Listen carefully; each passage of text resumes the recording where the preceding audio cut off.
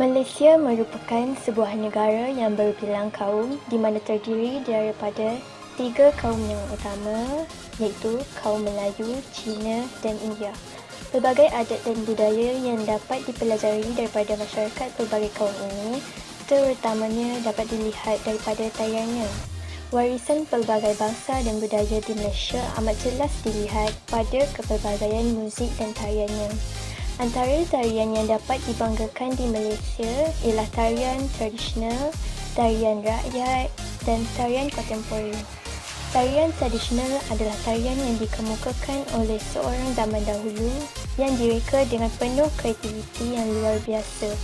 Tidak juga dilupakan pakaian yang direka untuk tarian tradisional yang sangat unik. Saya akan menerangkan tentang tarian tradisional masyarakat Melayu di Malaysia. Jadi untuk projek ini, kami memilih 3 tarian Melayu, iaitu tarian Zapin, tarian Gamelan dan juga tarian Mayong. Berdasarkan kajian soal selidik yang kami jalankan, kami dapati bahawa tarian Zapin lebih popular berbanding tarian Gamelan dan juga tarian Mayong. Tarian Zapin ini juga turut dikenali oleh kaum India dan juga Cina. Jadi, mari kita saksikan persembahan ketiga-tiga tarian ini. Ini adalah persembahan tarian Zapin yang diilhamkan oleh peranakan Arab dan telah disesuaikan dengan kesenian Melayu. Zapin sendiri berasal dari perkataan Arab yang bermaksud gerak kaki, di mana gerak tarinya lebih tertumpu pada pergerakan kaki. Lagu yang mengiringi tarian Zapin ini pula ada yang berunsur keagamaan dan penceritaan tentang kehidupan masyarakat Melayu. Dari segi pakaian, penari lelaki memakai baju Melayu lengkap bersamping dan bersongkok, manakala baju kurung dan kain sarung untuk wanita.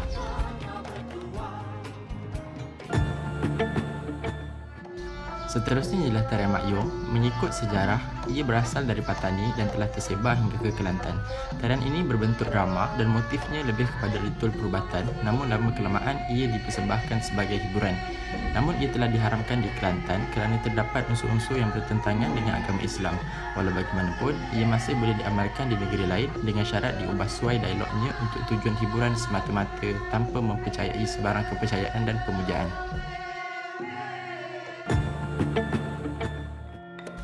Ini pula ialah tarian Gamelan, mula dipersembahkan di Istana Empayar Riau dan Linggar dan buat pertama kalinya dipersembahkan di Pahang sewaktu upacara perkahwinan Tengku Husein dan Wan Esa. Dari Pahang, tarian Gamelan ini mula berkembang ke Terengganu melalui perkahwinan Tengku Mariam dan Tengku Sulaiman. Tarian Gamelan ini sebenarnya mempunyai berbagai jenis, tetapi disebabkan kurang tenaga pengajar, kira-kira 30 jenis sahaja yang masih kekal.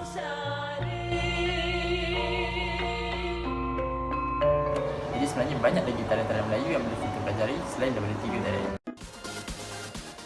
Salam sejahtera, saya Tibangan Channel lagi Setia Muti dengan nombor matrik 142347.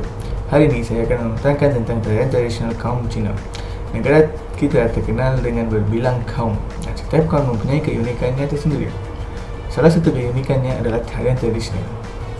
Selama 121 orang telah memberi respons dalam soal sidik melalui Google Form.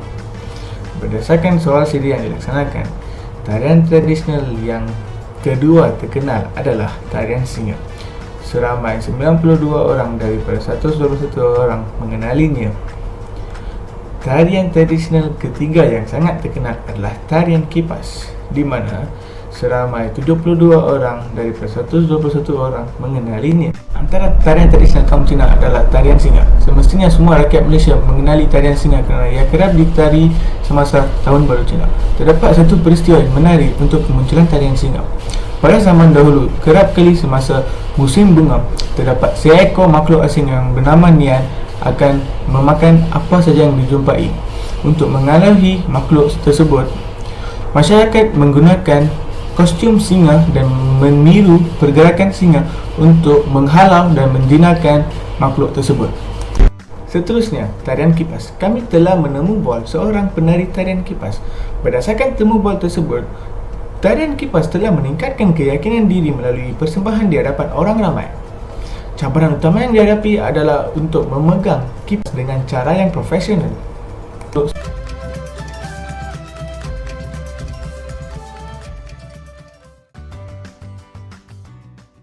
Akhirnya, tarian payung. Tarian payung adalah amat popular semasa dinasti Han di China. Tarian payung menggambarkan keindahan dan keriangan. Sekian, terima kasih.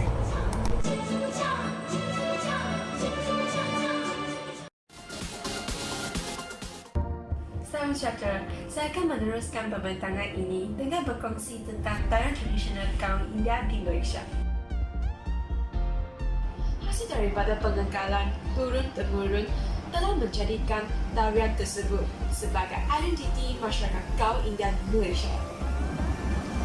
Keunikan seni tarian ini dapat kita lihat melalui 6 peringkat, iaitu Alaripu, Jadiswaram, Saudam, Warnam, Badan, Tilana.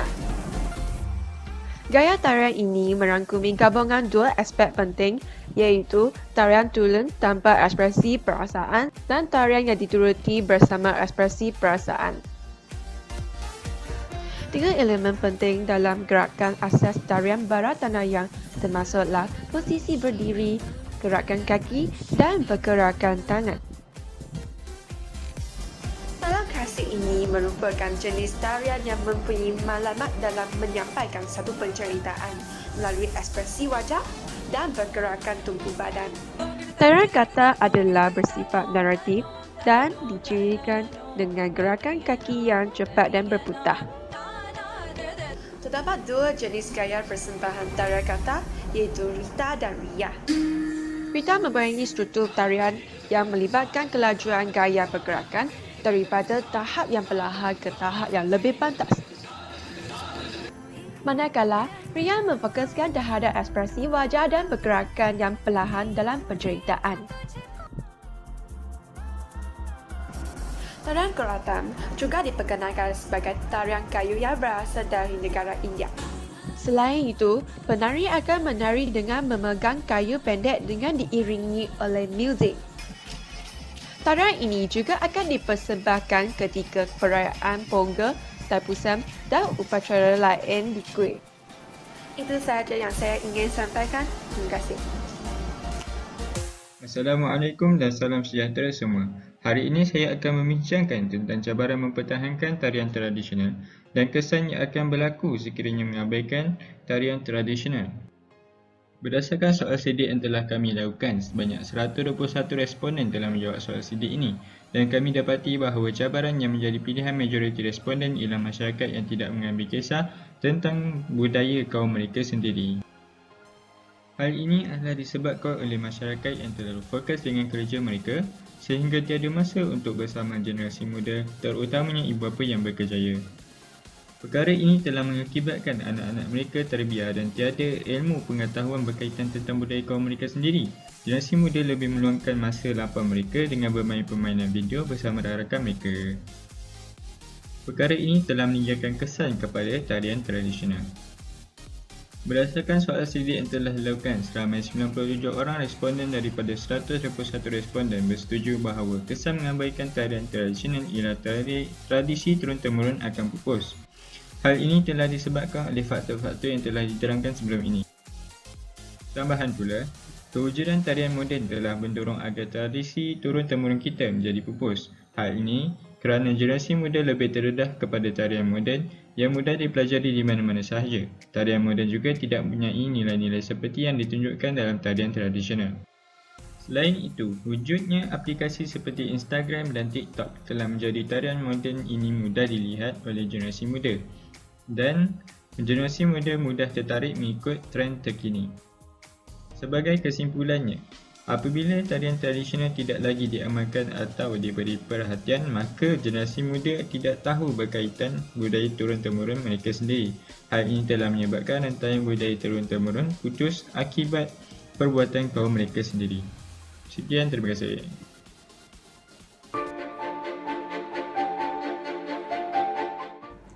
Selamat sejahtera dan salam satu Malaysia. Sebelum saya memulakan pembentangan ini, izinkanlah saya memperkenalkan diri saya. Nama saya Logania Ana Perempuan Supramaniam dari Kumpulan 11.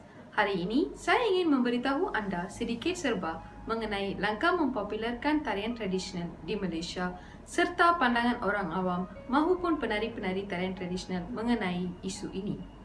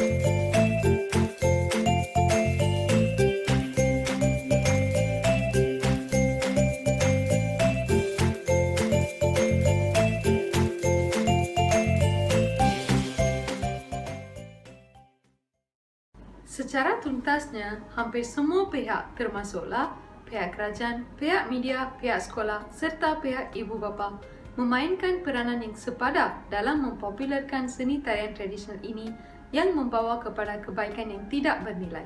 Ayo kita menjadi teladan kepada generasi muda untuk mengekalkan warisan seni ini. Sekian, terima kasih. Kesimpulan yang boleh kami buat berdasarkan projek kami, seperti yang kita tahu, di Malaysia terdapat pelbagai jenis tarian tradisional kerana Malaysia merupakan sebuah negara yang terdiri daripada pelbagai kaum, iaitu kaum Melayu, Cina dan India. Setiap kaum mempunyai corak hidup atau budaya dan adat resam mereka tersendiri yang diwarisi oleh nenek moyang mereka dan masih diamalkan sehingga kini. Namun begitu, terdapat segelintir individu yang tidak memahami dan mendalami bahawa tarian tradisional ini penting untuk menaikkan nama negara. Bagi mereka, tarian tradisional hanya wujud pada zaman dahulu dan kini tarian moden menjadi tarian mereka. Melalui kajian telah kami buat, kami telah mendapat ilmu pengetahuan dan mendalami sejarah tarian tradisional dan lebih mengetahui gaya tarian tradisional di Malaysia. Hal ini amat penting kerana kita dapat mengekalkan adat tradisi zaman dahulu supaya tidak lapuk di telan zaman. Bahkan, kita juga boleh menjadikan atau mengamalkan tradisi zaman dahulu supaya kita sentiasa ingat asal-usul kita. Oleh itu, pelbagai cara haruslah dilakukan untuk mengekalkan tarian tradisional ini kerana keseniannya yang unik dan sering menjadi tarikan orang ramai.